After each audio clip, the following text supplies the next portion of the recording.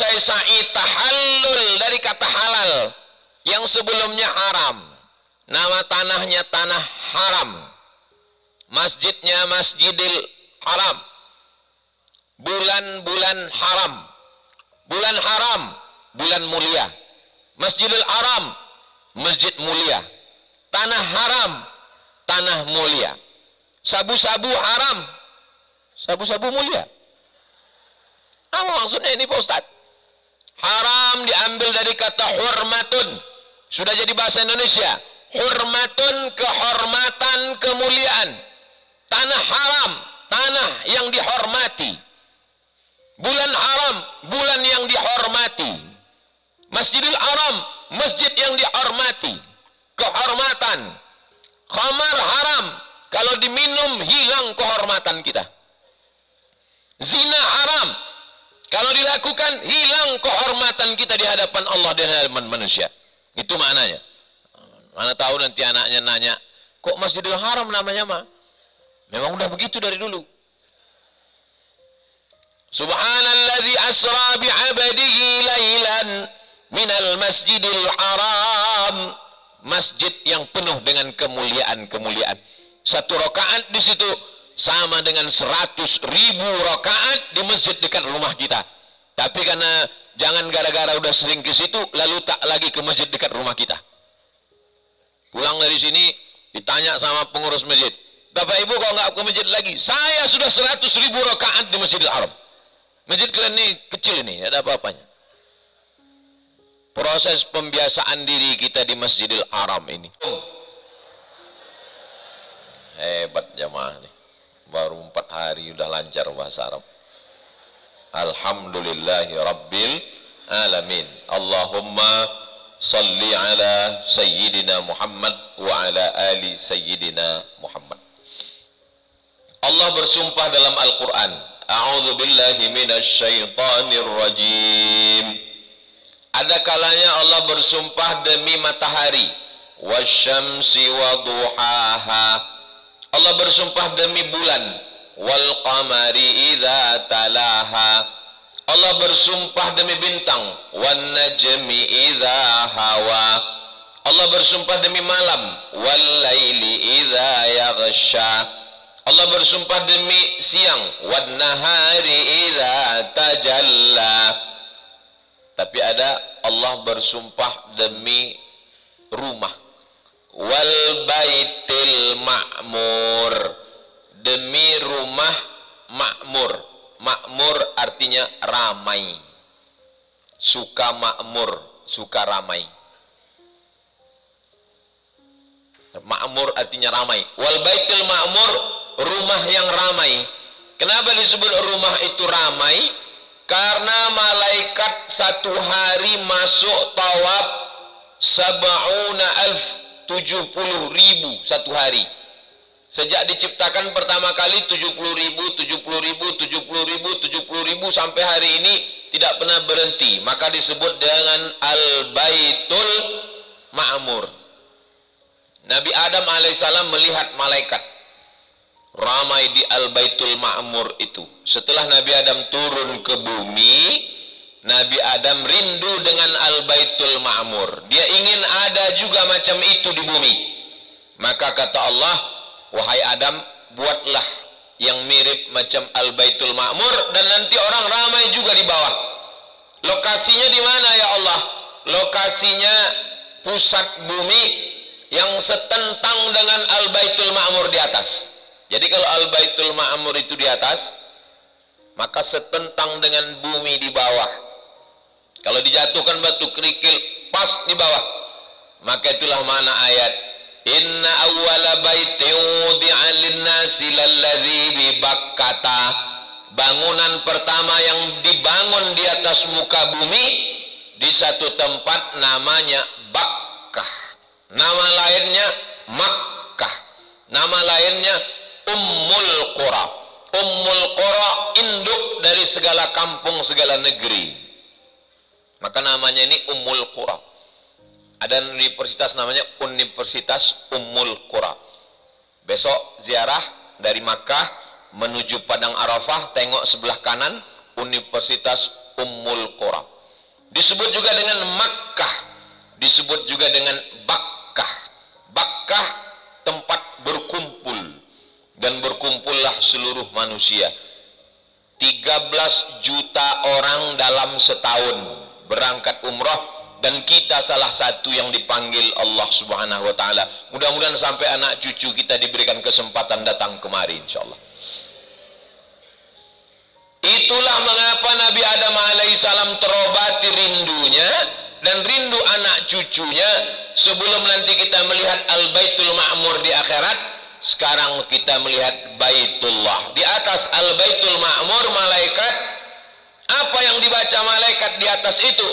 Wa nahnu nusabbihu bihamdika wa nuqaddisu lak. Kami bertasbih. Jadi malaikat itu bertasbih, subhanallah walhamdulillah wa la ilaha illallah wallahu akbar, subhanallah walhamdulillah wa la ilaha illallah wallahu akbar. Dan makhluk yang di bawah itu pun juga ucapannya adalah tasbih, subhanallah walhamdulillah wa la ilaha illallah wallahu akbar. 3 makhluk berbeda bentuknya, berbeda ciptaannya, tapi ucapannya sama. Malaikat di Al-Baitul Ma'mur, subhanallah walhamdulillah. Manusia di bumi di samping Ka'bah, subhanallah walhamdulillah wa la ilaha illallah. Dan satu lagi, bumi, matahari dikelilingi oleh planet-planet yang putarannya sama ke kiri, dan semuanya juga bertasbih subhanallah walhamdulillah. 3 ini sekali segera, sekali masih bergerak, maka dunia masih aman. Berhenti bergerak yang di bawah nih, berhenti bergerak yang di atas, berhenti planet-planet bergerak mengelilingi matahari, terjadi kiamat. Itu waktu sholat kan berhenti Pak Ustadz? Tak berhenti, karena tasbihnya tetap ada dalam sholat. Subhana rabbiyal azimi wa bihamdih, subhana rabbiyal a'la wa bihamdih. Dan waktu sholat sunat tetap berputar. Itulah yang dijaga sampai Nabi Ibrahim alaihissalam. Nabi Ibrahim alaihissalam merenovasi, karena datang banjir bandang Nabi Nuh, hancur semuanya, tinggal kepingan-kepingan pondasinya. Lalu Allah perintahkan Nabi Ibrahim, wa idh yarfa'u Ibrahimul qawa'ida minal baiti wa Ismail.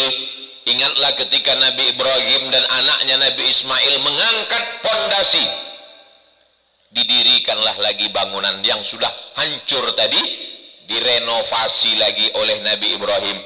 Setelah selesai pembangunannya, kata Allah ke Nabi Ibrahim, wa adzin, panggil semua manusia ini wahai Ibrahim. Nabi Ibrahim pun naik ke atas bukit, nama bukitnya Jabal Abi Qubais. Kalau kita berdiri di atas bukit Sofa menghadap ke arah Ka'bah, tepat di belakang nampak sekarang sudah dipotong jadi istana di atas, istana Raja Fahad. Itulah dia Jabal Abi Qubais. Naiklah Nabi Ibrahim ke atas memanggil semua manusia. Bahasa Arabnya kalau kita dipanggil labbaik, ya Abdus Samad, labbaik.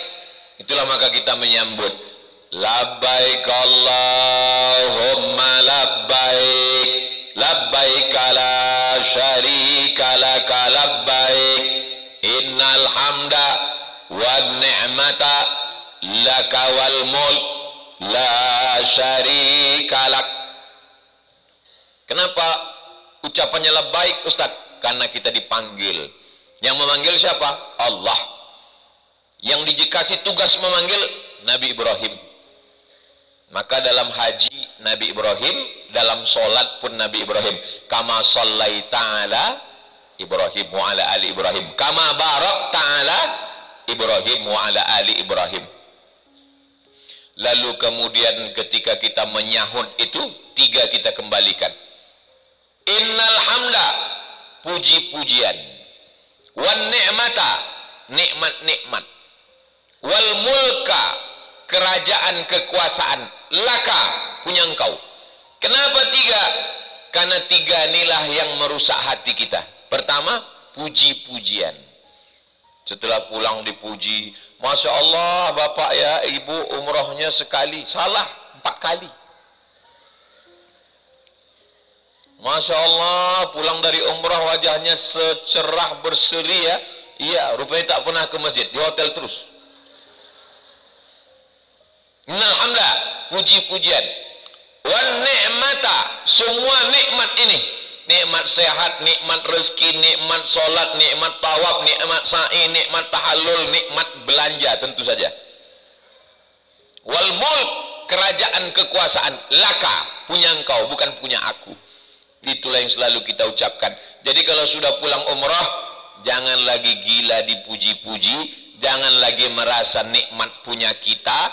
Kalau bukan karena saya, kalau bukan karena aku, kalau bukan karena duit aku, kalau bukan karena aku.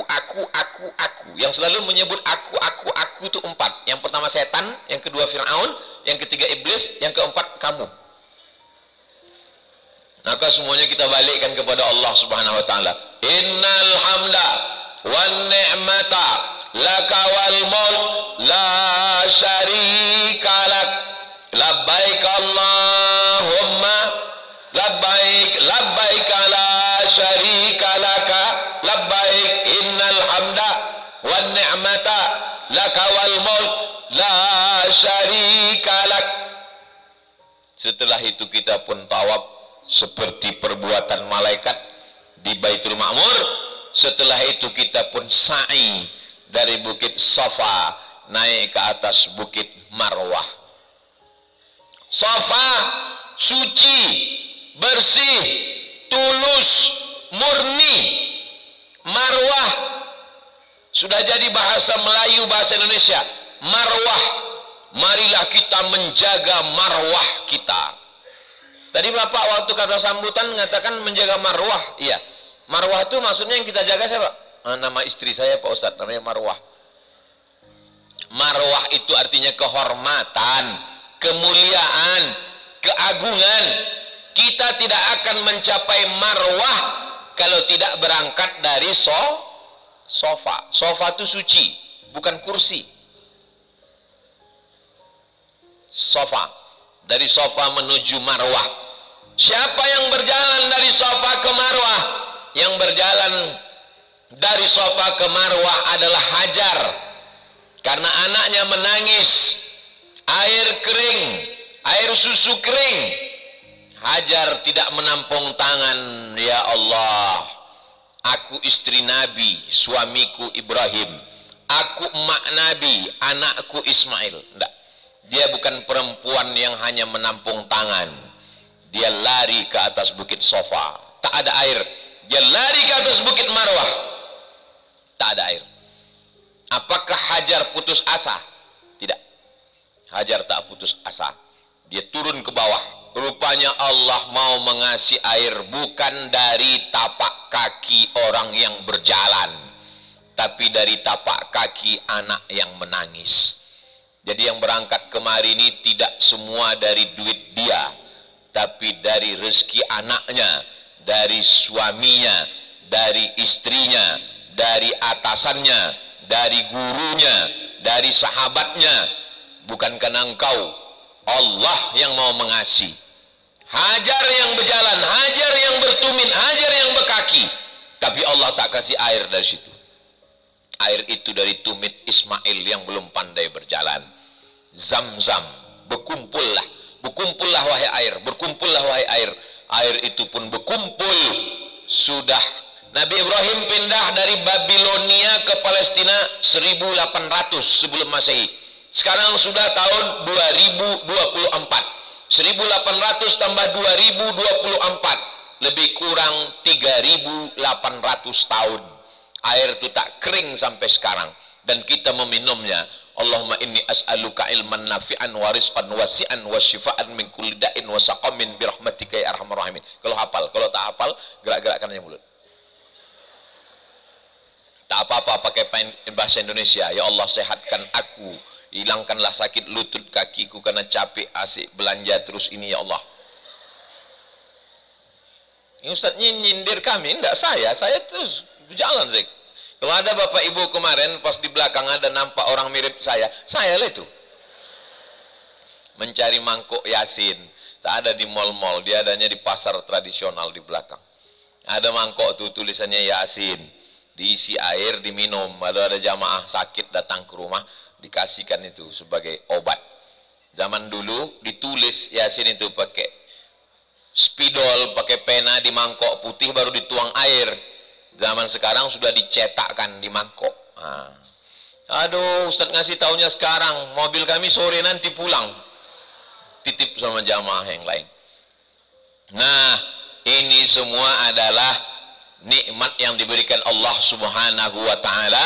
Semua yang sampai kemari pasti keinginan dia orang tersayang. Saat dipejamkannya mata berdoa, wajah siapa yang pertama nampak, itulah yang dia inginkan juga sampai kemari. Ibu, terbayang wajah bapak. Bapak, terbayang wajah ibu. Terbayang wajah anak, terbayang wajah kawan, sahabat. Doakan dia dibukakan Allah pintu rezeki sampai kemari insyaallah. Kalau tidak ada acara umroh akbar ini, tak jumpa saya dengan inilah orang yang mengusahakan kita semua bisa sampai kemari dari berbagai ujung sekali. Ibu Nur Khadijah dari Brunei Darussalam beserta seluruh jamaah. Mudah-mudahan jamaah dari Brunei Darussalam, dari Sabah, Sarawak sehat walafiat semua. Haji Saad dari Malaysia, dari Kajang, Selangor beserta seluruh jamaah. Mudah-mudahan semuanya kita bisa bersilaturahim insyaallah. Grand Safa Nauli, Medan, Sumatera Utara. Sayyidi Al-Habib Rifki Al-Hamid dari timur Indonesia, dari Ambon, Manise. Allahu Akbar. Ustadz Hatta dari Banjarbaru, Banjarmasin, Kalimantan. Travel apa Pak Haji? Netur dari Batam. Ustadz Hasbi Agakareba, Madeceng dari Sulawesi Selatan. Ustadz PT Madian. Ustadz Muhammad Yusuf, Abdullah Yusuf, Ustadz Abdullah lupa Ustadz Abdullah Yusuf dari Nur Abika. Ustadz Asrori dari Pekanbaru, PT Cahaya Hati. Ustadz Abdul Rashid Bancin dari Aceh. Ustadz Sukri dari Ketua Majelis Ulama Indonesia Si Junjung. Ustadz siapa Ustadz? Kakak kelas saya di Mesir, senior. Beliau 96, saya 98. Ustadz Yuliansah dari Samarinda. Ustadz Aslam dari Jombang. Ustadz Yahya dari Duri. Matanya sehat, cuman kacamatanya aja hitam. Dan Ustadz Joni dari PDA Travel, PDA Persahabatan Dunia Akhirat. Nah, inilah kita doakan beliau sehat-sehat semuanya. Yang mengusahakan, yang mengurus, yang beliaulah yang bersusah payah. Akhirnya kita bertemu pada kesempatan yang baik dan mulia ini. Lalu setelah kita tawaf, habis itu kita sa'i. Selesai sa'i tahallul dari kata halal yang sebelumnya haram. Nama tanahnya tanah haram. Masjidnya Masjidil Haram. Bulan-bulan haram. Bulan haram, bulan mulia. Masjidil Haram, masjid mulia. Tanah haram, tanah mulia. Sabu-sabu haram, sabu-sabu mulia. Apa maksudnya ini Pak Ustaz? Haram diambil dari kata hurmatun. Sudah jadi bahasa Indonesia. Hurmatun, kehormatan, kemuliaan. Tanah haram, tanah yang dihormati. Bulan haram, bulan yang dihormati. Masjidil Haram, masjid yang dihormati. Kehormatan. Khamar haram, kalau diminum hilang kehormatan kita. Zina haram, kalau dilakukan hilang kehormatan kita di hadapan Allah dan hadapan manusia. Itu maknanya. Mana tahu nanti anaknya nanya, kok Masjidil Haram namanya mah? Memang udah begitu dari dulu. Subhanalladzi asra bi'abdihi lailan minal masjidil haram. Masjid yang penuh dengan kemuliaan-kemuliaan. Satu rakaat di situ sama dengan 100.000 rakaat di masjid dekat rumah kita. Tapi karena jangan gara-gara udah sering ke situ lalu tak lagi ke masjid dekat rumah kita. Pulang dari sini ditanya sama pengurus masjid, Bapak Ibu kok nggak ke masjid lagi? Saya sudah 100.000 rakaat di Masjidil Haram. Masjid kalian ini kecil ini, ada apa-apanya. Proses pembiasaan diri kita di Masjidil Haram ini. Lalu setelah itu kita pun tahallul. Tahallul yang sebelumnya haram, tahallul menjadi halal. Haram mencabut bulu hidung. Haram membunuh burung merpati. Haram mencabut duri kurma. Haram. Yang setelah itu kita pun halal. Tahallul. Rahimallahul muhalliqin. Rahimallahul muhalliqin. Rahimallahul muhalliqin. Allah merahmati orang yang bercukur habis. Allah merahmati orang yang bercukur habis. Allah merahmati yang bercukur habis. Kata sahabat, wal muqassirin, yang potong pendek. Kata Nabi, yang potong pendek juga. Itulah alasan kenapa Ustaz Somad cukur habis.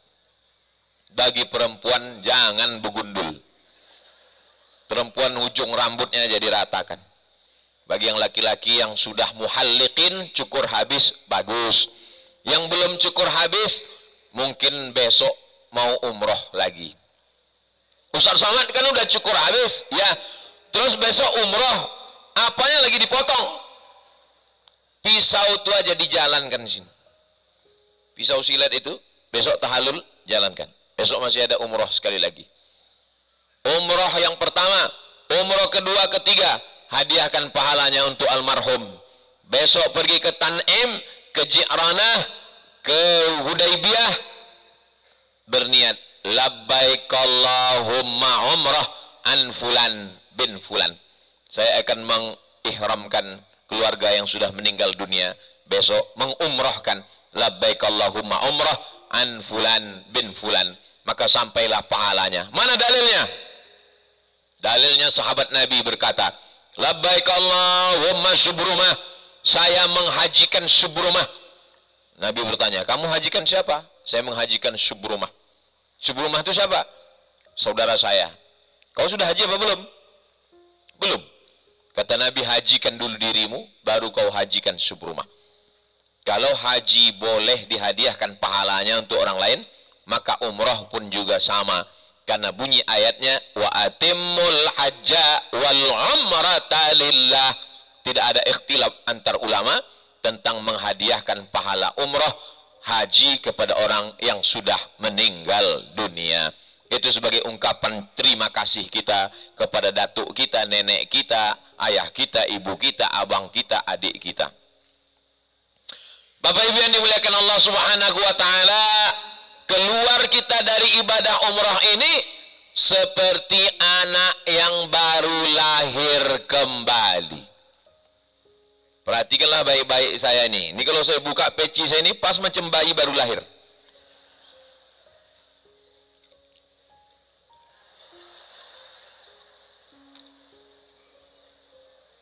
Seperti bayi baru lahir kembali. Kalau sudah bersih, kalau sudah suci, jaga. Lebih susah mencuci atau menjaga? Mencuci mudah. Cuci. Sekali kucek tanpa bilas. Tapi menjaga kesucian. Ini saya kalau sudah pakai baju putih ini, susah sekali. Minum kopi, takut tumpah. Makan sup, takut tumpah. Menjaga kesucian. Maka setelah kita pulang, kita jaga mata, tundukkan pandangan. Kita jaga lisan, jangan ribah, namimah, caci maki, sumpah serapah. Kita jaga tangan, jangan sampai menganiaya, merusak, mengganggu. Siapa itu muslim? Man salimal muslimun min lisanihi wa yadih. Selamat orang lain dari lisannya dan tangannya. Salam penuh dengan keselamatan dan kedamaian. Karena kita di sini masuk dari pintu Babus Salam. Yang mana Babus Salam itu Pak Ustadz? Ini Bukit Sofa, ini Bukit Marwah. Antara Sofa dan Marwah, tengok ada satu pintu, Babus Salam. Nabi sunnah masuk dari Babus Salam. Kemarin kita masuknya kok tidak dari Babus Salam? Diatur polisi, tak dari situ kita masuk. Masuk dari pintu yang sudah ditetapkan, turun ke bawah. Ibadahnya sudah kita laksanakan. Sekarang kita tinggal taibun, orang yang bertaubat kepada Allah, kembali ke jalan yang benar. Aibun, hamidun, ila rabbina raghibun, hanya berharap kepada Allah. La haula wala quwata illa billahil aliyil azim. Panjang umur, sehat badan, murah rezeki. Kita akan datang lagi membawa orang-orang yang terkasih dan tersayang insyaallah. Subhanallah walhamdulillah wala ilaha illallah wallahu akbar wala haula wala quwwata illa billahil aliyil azim. Tawaf yang bersatu antara kebahagiaan dengan kesedihan adalah tawaf wada. Wada artinya goodbye, selamat tinggal. Tapi jangan gara-gara ini besok ditanya orang, kau udah tawaf goodbye? Tetap namanya tawaf wada. Di saat tawaf wada, hati gembira karena dosa sudah terampuni. Hati senang karena kita akan kembali ke kampung halaman, rindu. Tapi hati sedih. Kenapa? Tak tahu entah kapan lagi akan kembali. Bercampur antara bahagia dengan sedih, haru, biru, menetes air mata. Ada kawan saya bawa jamaah umroh. Bapak ini katanya orang paling keras hati. Istrinya pun bilang keras. Semua jamaah yang mau berangkat itu waktu berangkat menangis, dia tak ada menangis. Kata dia, apa nangis-nangis? Cengeng, kata dia. Orang menengok Ka'bah waktu tawaf menangis, dia tak ada menangis. Selesai orang sa'i tahallul di atas bukit Marwah menangis, dia tak ada menangis. Pas hari terakhir tawaf wada, kawan saya pembimbing ini kecarian, hilang dia. Mana jamaah ini? Cari, rupanya di bawah pintu Ka'bah sedang menangis. Ditanya, kenapa Bapak menangis? Bapak bilang, Bapak paling tak bisa menangis. Inilah yang kutangisi Pak Ustadz. Kenapa aku tak bisa menangis? Akhirnya aku menangis juga Pak Ustadz. Menangis meneteskan air mata, melembutkan hati. Ada orang menangis nih kalau depan orang banyak tak bisa dia menangis. Tapi kalau pas dia lagi sendirian menangis. Ada orang ketika sedang di raudhah tak menangis, tapi pas di sujud terakhir menangis. Ada orang kalau depan orang banyak tak bisa menangis, tapi kalau kameranya hidup streaming baru dia menangis. Macam-macam manusia ini. Usahakanlah, saya yakin dan percaya Bapak Ibu sudah meneteskan air mata. Ainani, ada dua biji mata, la yamassuhuman nar, dua biji mata yang tidak akan disentuh api neraka. Yang pertama, ainun bakat min khasyatillah, mata yang menangis karena takut kepada Allah. Takut tak selamat dari sakaratul maut, takut tak selamat dari su'ul khatimah, takut tak selamat dari azab kubur, takut tak selamat dari padang mahsyar, takut tak selamat dari titian siratal mustaqim, takut tak selamat tak dapat syafaat, takut tak selamat dari neraka. Menetes air mata. Yang kedua, ainun tahrusu fi sabilillah, mata yang berjaga begadang sampai jam 1 malam menjaga Palestina dari serangan Israel. Kita tak dapat satu, jangan sampai tak dapat dua-duanya. Masih ada kesempatan bagi jamaah yang berangkat dengan Ustadz Somad dan sahabat yang lain.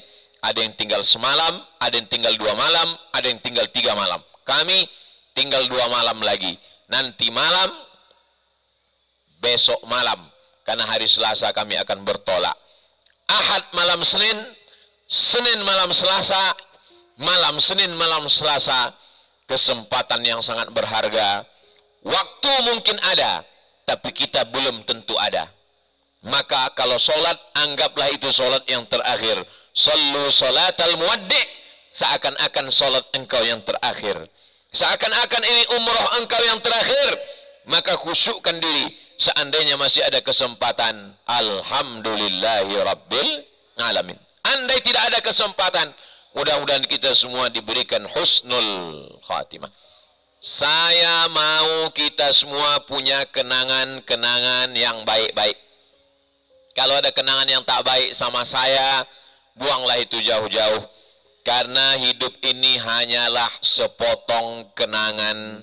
Saya ingin sepotong kenangan kita di tanah suci ini adalah kenangan yang indah, sehingga kalau saya mati Bapak Ibu semuanya ingat dan mengirimkan Al-Fatihah, mendoakan, dan semuanya kita akan kembali kepada Allah dalam keadaan husnul khatimah insyaallah. Amin ya rabbal alamin. Bapak Ibu yang dimuliakan Allah Subhanahu wa taala, saya sampaikan materi lebih kurang 30 menit. Habis itu saya jawab beberapa pertanyaan. Habis itu baru kita berdoa bersama. Habis itu kita ambil gambar kenang-kenangan. Setelah itu kita tetap tidak putus kontak karena kita selalu bersama dalam doa insyaallah. Bapak Ibu selama berdoa di sini sudah ada mendoakan saya supaya saya mati husnul khatimah? Dari bunyinya belum nampak. Saya cuma minta doa satu saja. Mau doa di dalam masjid bagus, di luar masjid bagus, setelah sholat bagus, sujud terakhir satu. Saya cuma minta satu saja. Doakan Ustadz Somad mati husnul khatimah.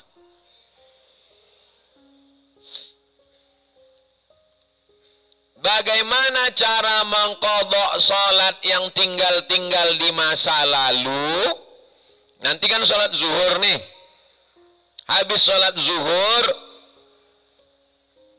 as-salatu ala al-amwati wa tifli yarhamkumullah. Bertanya ke kawan sebelah, apa kata dia? Aku tak tahu. Kata dia, salatu ala tifli, salatu ala al-amwat, salat jenazahnya banyak. Kalau satu mauta, kalau banyak amwat. Wa tifli ada satu anak kecil. Kalau tak paham, tak laki-laki, tak perempuan, tak satu, tak dua, saya solat jenazah mengikut imam. Usalli ala hadzal maiti arba'a takbiratin fardul kifayati ma'muman lillahi ta'ala. Saya ikut imam. Allahu Akbar. Setelah itu solat ba'diyah. Usalli fardhu zuhri arba'a rakaat. Usalli sunnata zuhri raka'ataini ba'diyatan. Setelah itu solat qadha. Usalli fardhu zuhri raka'ataini qadhaan.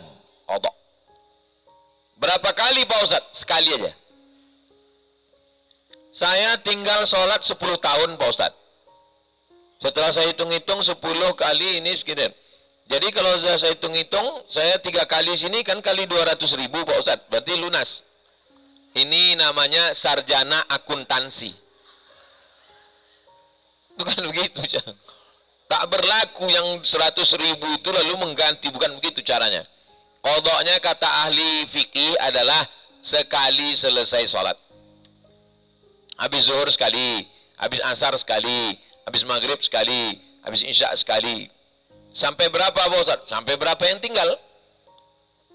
Berapa Bapak tinggal?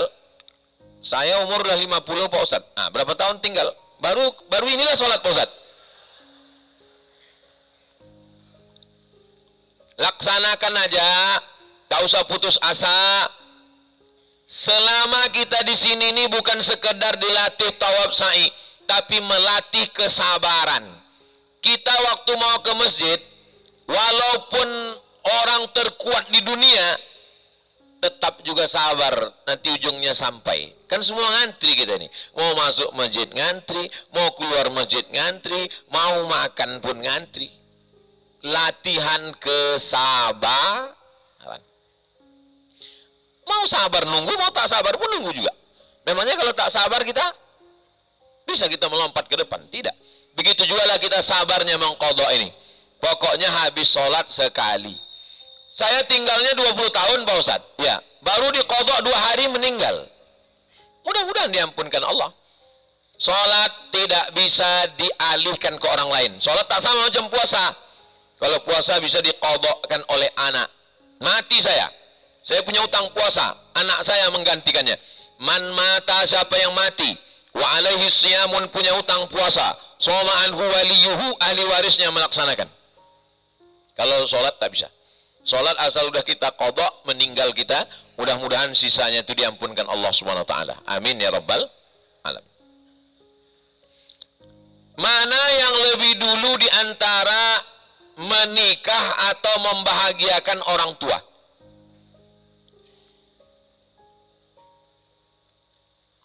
Dengan menikah itulah kau membahagiakan orang tua.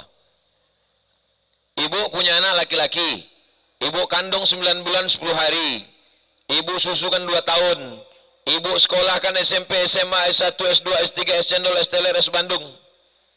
Setelah itu kebahagiaan ibu yang sempurna adalah ketika dia menikah. Itulah puncak kebahagiaan ibu. Maka kalau betul ibu mengikut sunnah Nabi, ibu akan katakan, nak, menikahlah kau. Puncak kebahagiaanku adalah bukan waktu kau wisuda, tapi waktu kau duduk di pelaminan. Kalau ada ibu yang mengatakan, kau udah sekolahkan, kau udah kukuliahkan, kau jangan nikah sampai aku mati. Berarti yang perlu diperbaiki ibunya apa anaknya? Ibu mesti bahagia bukan menurut hawa nafsu ibu, tapi menurut Allah Subhanahu wa taala. Bapak juga begitu, punya anak perempuan. Kau sudah kukuliahkan, sudah kusekolahkan, sudah PNS, kau mesti nabung memberangkatkan aku umroh.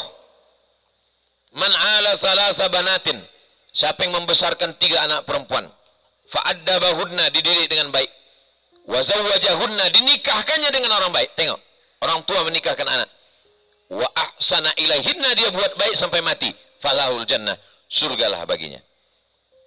Jadi anak-anak, kalian dapat dua-duanya. Dengan menikah, kalian juga sudah membahagiakan orang tua. Ibu, mudah-mudahan selama di sini berdoa dapat menantu yang solihah-solihah. Kenapa yang Ustadz doakan ibu? Karena banyak ibu ini yang tak sesuai sama menantunya. Kalau bapak ini cocok-cocok aja kan Pak? Iya kata orang ini. Jadi ibu nanti tawaf sunat, masuk Masjidil Haram, kalau bisa subuh. Jam 2, jam 3 subuh masuk, ibu tawaf sunat. Tawaf sunat itu doanya satu aja, tak usah doa yang lain. Menantu solihah, menantu solihah, menantu solihah, menantu solihah, menantu solihah, menantu solihah, menantu solihah, menantu solihah, menantu solihah, menantu solihah, menantu solihah, menantu solihah, menantu solihah. Nampak yang cantik, yang bening, macam ini, macam ini, macam ini, macam ini.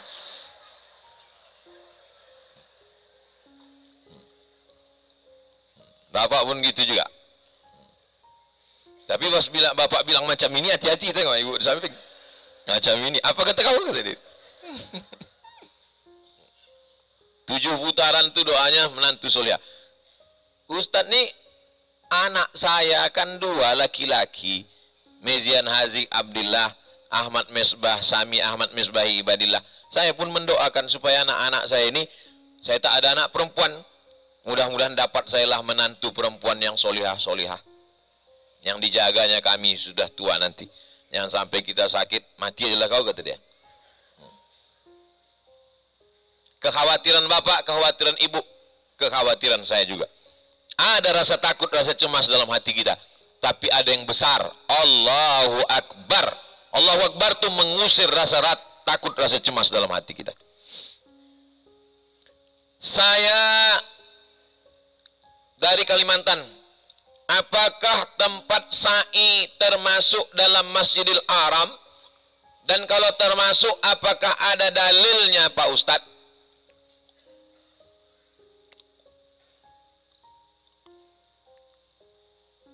Bagi ini tanah haram. Tanah haram, di dalam tanah haram ada Ka'bah. Bagi yang di luar tanah haram, kiblatnya adalah tanah haram. Ini saya dari Indonesia nih, sholat. Allahu Akbar. Kan tak kena Ka'bah. Kenanya kemana? Kenanya ke ujung tanah haram. Sah. Berapa jarak panjang tanah haram ini? Dari Ka'bah ke Arafah 22 km. Dari Ka'bah ke Hudaybiyah 20. 20 tambah 22, 42 kilometer. Nah, itulah yang kita tembak dari Indonesia itu. Asal kena tanah haram itu sah. Bagi yang berada di tanah haram, yang ada di dalam tanah haram ini, maka dia kena Masjidil Haram. Ini Masjidil Haram. Salat dia kenanya ujung Masjidil Haram, sah. Bagi yang di dalam Masjidil Haram, kenanya ke Ka'bah. 3. Kiblat orang yang di luar tanah haram, kena ke tanah haram. Kiblat orang yang di dalam tanah haram, kena Masjidil Haram. Kiblat orang yang di dalam Masjidil Haram, kenanya ke Ka'bah. Jelas? Yang mana Masjidil Haram itu Pak Ustadz? Subhanalladzi asra bi'abdihi laylan minal masjidil harami ilal masjidil aqsa, Ka'bah. Lalu kemudian dibangunlah di sampingnya bangunan. Bangunan ini mengalami perluasan.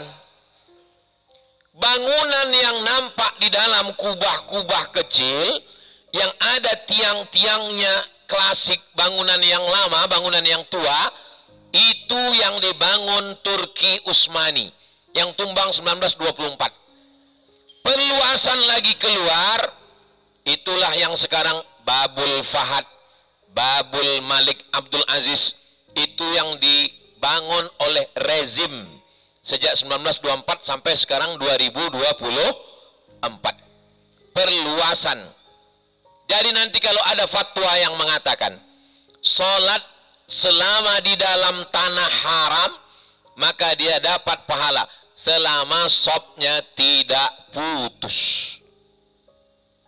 Asal sop tak putus. Sop tak putus itu, ini hotel bapak, hotel ibu. Ibu sholat di atas ini. Ini Ka'bah, nampak Ka'bah. Buka jendela, nampak Ka'bah. Allahu Akbar. Menurut mazhab Syafi'i, selama sop dia dengan sop terakhir itu 300 zira. Ini namanya shibrin. Ini dari siku ke ujung ini namanya 300 zira. 300 zira.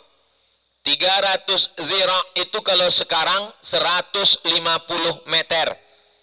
Selama jarak dari sop terakhir sampai ke tempat kamar dia itu, nampak ada orang di bawah. Agak-agak ke atas ini 150 tak sampai, maka masih masuk dalam sop. Saya mau menjelaskan, selama dia tidak putus, maka dia masuk dalam Masjidil Haram. Jelas? Jadi Bukit Safa, Bukit Marwah, setelah perluasan masjid, masuk dia ke dalam Masjidil Haram. Yang tak bisa diperluas itu mana? Tanah haram. Tanah haram tak bisa diperluas. Makanya tempat wukuf tak bisa diperluas. Yang bisa dibuat naik ke atas atau turun ke bawah. Kalau ke samping dia tak bisa, karena sudah ditetapkan oleh Rasulullah Sallallahu Alaihi Wasallam. Sa'i tak bisa diperluas. Sa'i ini Bukit Safa, ini Bukit Marwah, dilebarkan Marwah ke sini, Safa tak bisa. Makanya dia naik ke atas. Itu yang sekarang tuh 5 lantai, 6 lantai. Nanti kalau siap orang sa'i di lantai yang ke-6 ke atas. Dari Bukit Safa ke Bukit Marwah. Kesimpulannya bahwa masjid mengalami perluasan. Ketika bangunan masjid melampau Bukit Safa dan Marwah, maka masuklah dia ke dalam Masjidil Haram, dan dia berada di dalam tanah haram. Wallahu a'lam bishawab. Apa yang harus dilakukan anak-anak ahli waris ketika orang tua meninggal?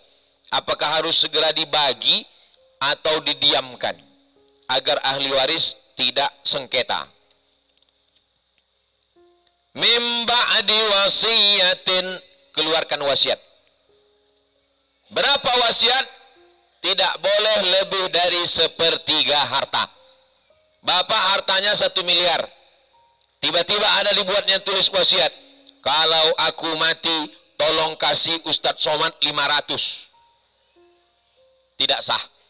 Yang sah ke saya hanya 333. Yang 666 tetap dibagi kepada ahli waris. Jadi ibu jangan terlalu khawatir. Ke kalian juga baliknya itu nanti. Ke saya cuma 333. Yang pertama, keluarkan wasiat. Setelah keluar wasiat, mim ba'di wasiyati yusi biha audain, keluarkan hutang. Tengok, berapa wasiat dia? 333, kasihkan ke Ustadz Somad. Berapa sisa? 666, bayarkan ke hutang. Hutangnya berapa? Pas 666, habis, tak dapat ibu. Saya dapat. Itu maka aku minta dulu tadi. Mim ba'di wasiyatin, keluarkan wasiat. Mim ba'di wasiyatin yusi biha audain, keluarkan hutang. Setelah keluar wasiat, keluar hutang, barulah dibagi harta warisan. Tak ada yang bisa dibagi, Pak Ustaz. Itu makanya sebelum mati itu tanya-tanya dulu. Balik dari sini, tanyalah Bapak nih. Berapa wasiat Bang? Berapa hutang? Kalau tidak, dia hanya akan mati meninggalkan hutang. Segera pengajian keluarga arisan, jangan hanya sekedar sabar. Tas mati mengamuk bawa palang panjang. Kaji masalah harta warisan. Ini pakar-pakar ustadz-ustadz kita. Undang. Buat kita pengajian khusus masalah harta warisan. Jangan sungkan cerita mati. Banyak orang kalau udah pengajian judulnya silaturahim, hubungan, ukhuwah Islamiyah, pas mati mengamuk-ngamuk.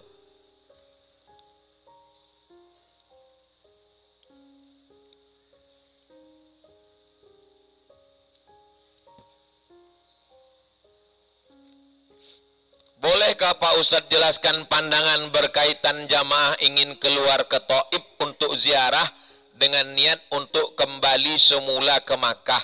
Apakah wajib melakukan tawaf wada atau tidak? Dua pendapat. Pendapat yang pertama, karena dia sudah keluar, maka dia tawaf wada. Habis itu dia masuk lagi. Pendapat yang kedua, karena keluarnya itu tidak kembali kepada kampung halamannya, maka dia tidak tawaf wada. Silakan pakai dua-duanya. Itu bukan antara benar dan salah, karena itu adalah ijtihad ulama. Pendapat yang ketiga, umroh tidak ada tawaf wada, yang ada adalah haji. Tapi saya tetap berpegang kepada umroh tetap ada tawaf wada. Jadi siapa yang mau pergi ke Taif, tawaf wada dia. Berarti dipakainya pendapat pertama. Tak tawaf wada dia, karena dia belum pulang ke kampungnya. Berarti dipakainya pendapat yang kedua. Tidak ada benar salah, karena itu masuk ijtihad ulama. Apa amalan yang terbaik untuk jamaah yang sudah kematian ibu bapak semasa berada di tanah suci? Ketika bapak ibunya sudah meninggal, ibu saya, bapak saya sudah meninggal. Sekarang pertama yang tak ada ikhtilaf, doa. Allahumma fillahum warhamhum wa'afihim wa'afu anhum waj'alil jannata mathwahum. Allahumma ja'al kuburahum rawdatan min riyadil jinan, la taj'al kuburahum hufratan min hufarin niran. Yang kedua, bacaan Al-Quran. Bacakan Yasin. Sanggup khatam Quran, bagus. Tak sanggup, bacakan Qul Huwallah 3 kali, Al-Falaq sekali, An-Nas sekali, Al-Fatihah sekali. Hadiahkan pahalanya untuk almarhum almarhumah. 3. Tahlil. Man halala sab'ina marratan.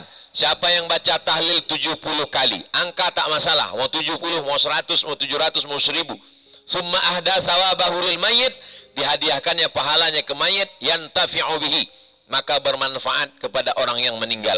Kata Ibnu Taimiyah dalam kitab Majmu' Fatawa. Yang keempat, sedekah. Diajaknya bapak ibu makan, dihadiahkannya pahalanya. Ya Allah, sampaikanlah pahala hadiah makan ini kepada almarhum almarhumah sampai. Yang kelima, umrah sunnat. Labbaik Allahumma umrah an fulan bin fulan, maka sampailah hadiah pahalanya. Yang keenam, puasa sunat. Saya puasa sunat lah Pak Ustadz, bagus, pahalanya dihadiahkannya ke almarhum almarhumah. Ini yang dapat kita lakukan selama kita di tanah suci.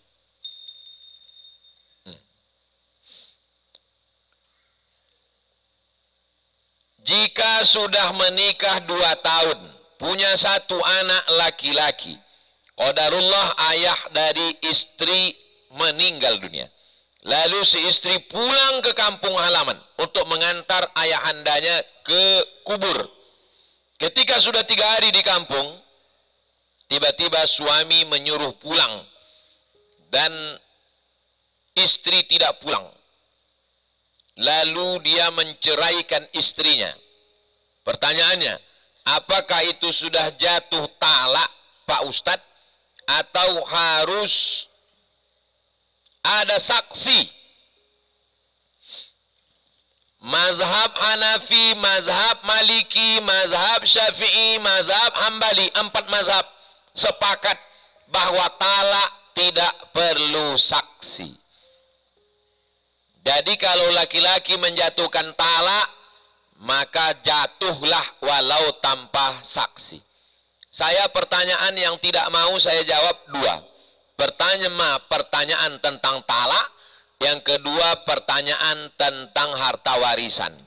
Karena biasanya kalau sudah ditanyakannya ke saya, tak sesuai jawaban saya dengan kemauannya, akan ditanyakannya ke ustadz lain sampai dapatnya yang cocok.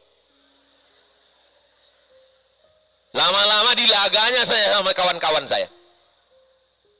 Begitulah tabiat orang ini. Waktu dia sedang mengamuk, jatuh talak 1000.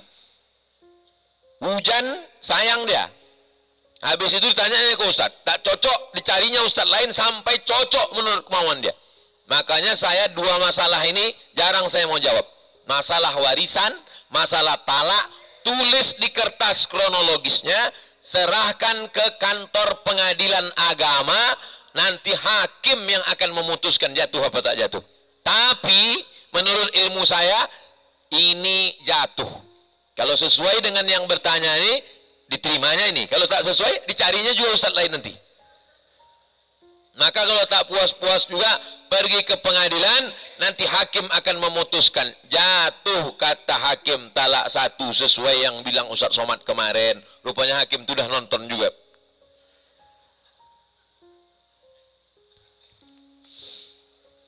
Mohon Ustadz berikan penjelasan tentang iddah istri yang kematian suami.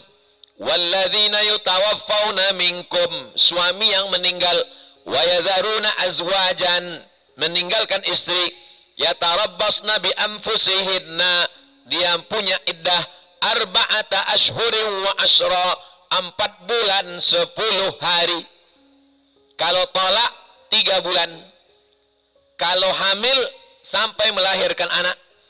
Kalau suami meninggal sampai 4 bulan 10 hari. Bapak-bapak, kalau ada yang mau meminang, tunggulah 4 bulan 10 hari.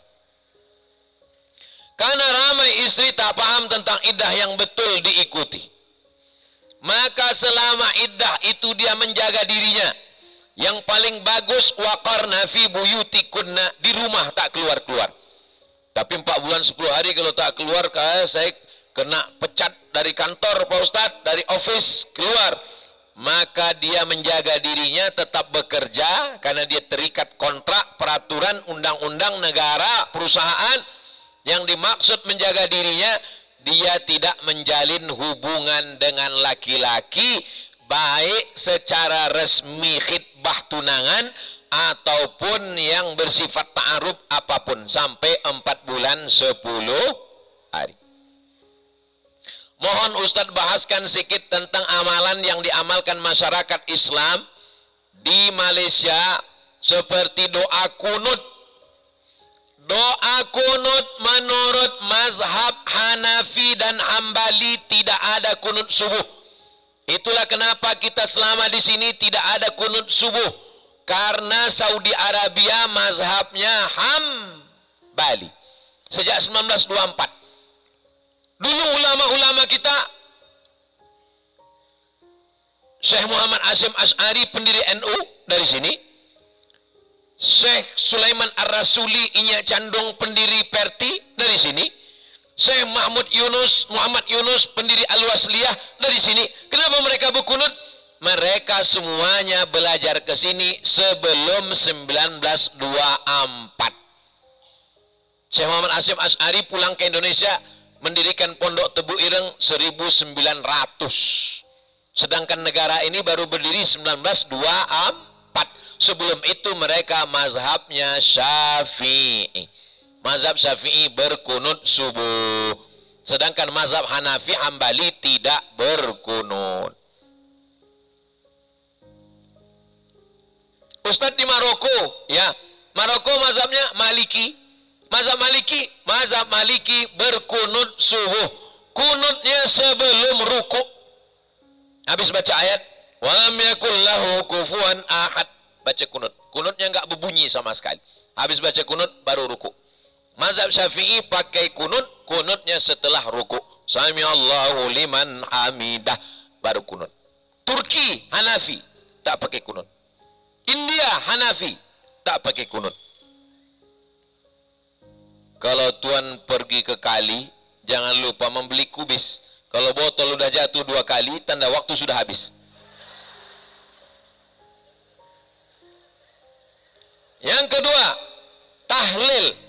Sebentar lagi, jatuh 3 kali berhenti kita. Tentang masalah tahlil. Tahlil artinya la ilaha illallah. Mengirimkan la ilaha illallah untuk orang meninggal dunia, pahalanya sampai. Mana dalilnya? Dalilnya Nabi lewat di kuburan, dibelahnya pelepah korma, dicucukkannya, ditusukkannya. Kata sahabat, kenapa engkau tusukkan? Karena pelepah korma ini, kata Imam Nawawi, bertasbih. Tasbih pelepah korma selama dia basah sampai ke mayat. Kata Imam Nawawi mengomentari hadis ini dalam kitab Sahih Muslim. Hadis ini syarahnya namanya Al-Minhaj, syarah Sahih Muslim Ibn Hajjaj. Kalau tasbih pelepah korma sampai, maka tahlil orang beriman pun sampai. Mana yang lebih hebat tasbih dengan tahlil? Afdalu dzikri la ilaha. Itulah kenapa kita bertahlil. La ilaha illallah. Sampai tahlilnya. Tasbih pelepah korma aja sampai, maka tahlil orang beriman sampai. Itulah maka disebut dengan tahlil. Kenapa 7 malam? Itu pendapat tabi'in. Nabi, di bawah Nabi sahabat, di bawah sahabat tabi'in. Namanya Imam Atha. Kata Imam Atha, mayat itu diuji di kuburnya 7 hari 7 malam. Dianjurkan keluarganya bersedekah. Yang mau membuat berarti ikut pendapat Imam Atha dari karangan tabi'in. Yang tak mau membuat tidak apa-apa. Jangan sampai gara-gara tradisi lalu berutang karena ingin buat bubur kacang hijau dan pulut kuning. Bapak ibu yang kaya banyak duit, buatlah mau 7 malam, mau 40 malam. Saya, mak saya meninggal, ayah saya meninggal, sampai sekarang tidak putus tiap bulan 200 paket dari saya sendiri dibantu dengan jamaah. Sampai sekarang udah tahun yang ke-5 tak putus. Tak ada nunggu 40.000, pokoknya terus sampai mati. Jadi siapa yang membuat bagus, yang tak sanggup, la yukallifullahu nafsan illa us'aha. Wirid. Wirid artinya bacaan rutin. Wirid ada bacaan rutin pagi, petang. 10 wirid, jangan sampai tinggal. 1, istighfar. 2, Al-Fatihah. 3, pangkal Al-Baqarah, Alif Lam Mim sampai wa ulaika humul muflihun. 4, ayat kursi. 5, ujung Al-Baqarah, lillahi ma fis samawati sampai habis. 6, Qul huwallah 3 kali. 7, Al-Falaq sekali. 8, An-Nas sekali. 9, Salawat Ibrahimiyah, kama sallaita ala sayyidina Ibrahim. 10, afdalu dzikri la ilaha illallah. 10 wiridnya jangan sampai tinggal. Habis subuh sekali, habis maghrib sekali. Talqin. Hadis tentang talqin diriwayatkan oleh Abu Umamah Al-Bahili. Kata ahli hadis Imam Ibnu Hajar Al-Asqalani, hadisnya hadisun hasan. Kalau orang sudah meninggal dunia, dimasukkan ke liang lahat, maka bacakanlah talqin. Almarhumah ibu saya meninggal, setelah dikuburkan, saya membacakan talqin. Karena hadisnya hadisun hasan. Tak ada ikhtilaf. Ahli hadis yang ngomong begitu. Kenduri. Kenduri adalah membagi makanan. Apa dalil sedekah makanan sampai? Hadisnya diriwayatkan Sa'ad. Ummi matat, emak saya meninggal. Afa atasaddaqu anha. Kalau saya bersedekah apakah pahalanya sampai? Kata Nabi sampai. Ayu sedekatu afdal, apa sedekah yang paling afdal? Suqyal ma, memberi air minum. Kasih air minum, hadiahkan pahalanya. Air minum. Kalau teh tarik, afdal. Bubur kacang hijau, mantap. Tapi jangan gara-gara segan malu sama tetangga lalu berutang. Dah baca itu 3 kali.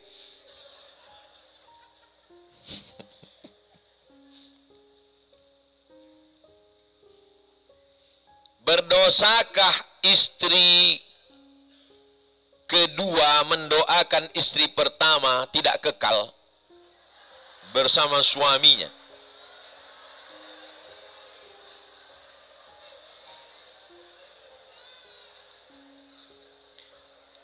Kalau tuan pergi ke Makkah, jangan lupa singgah ke kota Madinah. Sudah lama Abdul Somad berceramah. Inilah pertanyaan yang paling payah.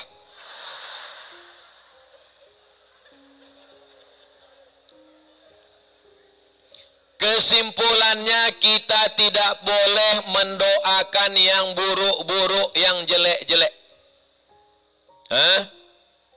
Doakan mereka supaya dikasih yang terbaik.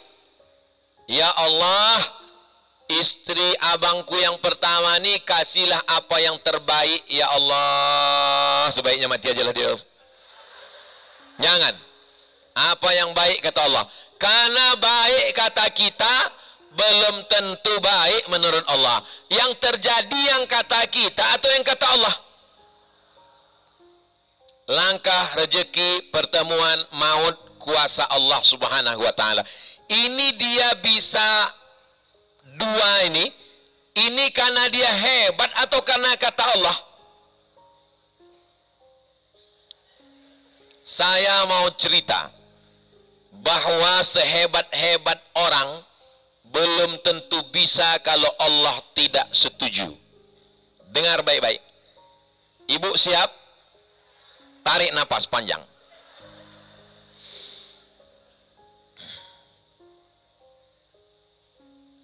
Ada kawan saya kena penyakit gagal ginjal. Ku tengok bapak ini paling serius. Gagal ginjal, resiko gagal ginjal, cuci darah, mati. Maka kata istrinya, ya Allah, kalau bisa hidup lakiku ini, silakanlah dia berbini sekali lagi. Kira-kira izinnya sudah dapat belum?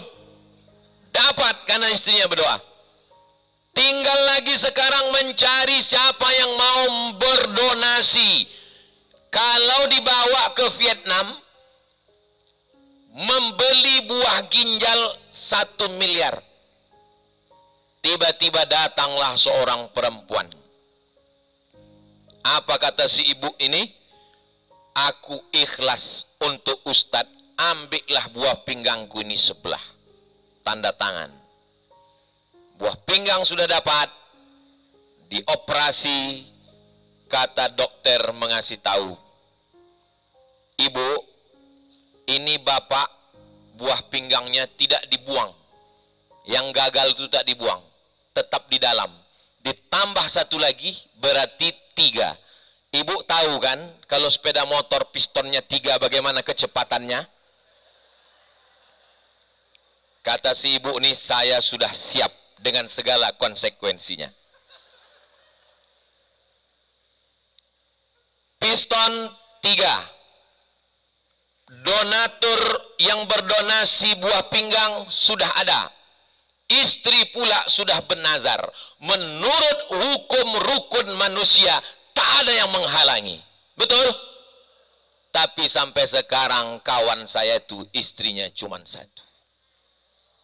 Kenapa? Karena istrinya merubah nazarnya. Pas sudah selesai ditanya, "Cemana, Dek?" Kata istrinya, "Aku dulu kan bernazar kalau kau hidup sehat, kau boleh nikah." Ya. Ada sedikit direvisi, Bang. Mana revisinya?